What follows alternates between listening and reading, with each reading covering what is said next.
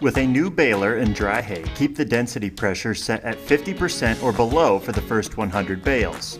Reduce pressure only if friction from the sidewall or clutch slippage is excessive. Check density pressure after the first 10 bales and adjust for desired bale density.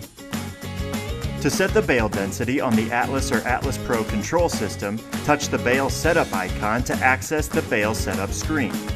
Touch the minus or plus icons to adjust the bale density setting. Touch the back arrow soft key or the home icon to save settings and return to the previous screen.